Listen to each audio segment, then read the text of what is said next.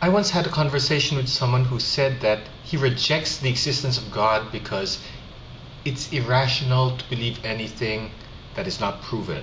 That's what he said. It's irrational to believe anything that is not proven.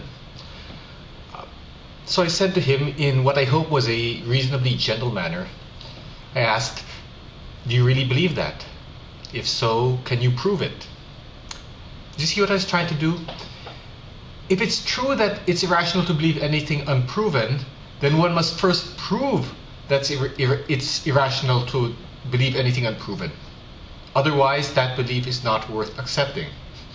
I hope you follow what I mean.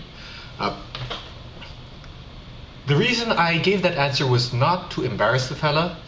It certainly wasn't to be a smart aleck or try to humiliate him in any way.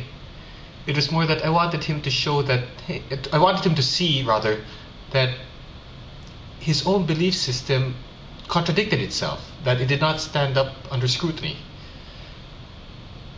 And if it contradicts itself, then something's wrong. Now, there are other ways to answer that question, or answer that claim, of course. For example, rational people believe a great many things that are not proven. Many scientific laws are accepted as true, but are not actually proven yet, such as the conservation of mass and energy. Now, I don't think anyone really doubts that one, and we have good evidence for it, very strong evidence for it, but strictly speaking, it's not absolutely proven. Many mathematical statements are not absolutely proven. You cannot prove, for example, that A plus B always equals B plus A. You can demonstrate it, but that's not the same as proving that it's always true. Again, no rational person disbelieves that, but we commonly accept it to be true. Even though there's now no absolute proof of it. It's what's called an axiom, something that's unproven but which is accepted to be fact.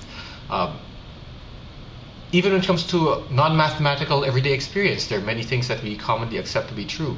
How do you know that you're not some disembodied brain floating in a vat of liquid that's being fed false impressions of the world, an illusion? You don't. You don't know that. You can't prove that it's not the case. But we accept that it's not true because that's simply the more, how do I put it, more epistemologically reasonable.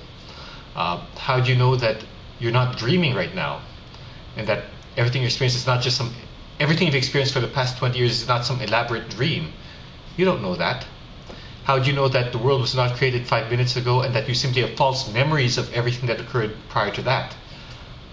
Again, you cannot prove it to be true, but philosophically, we accept that that's the case.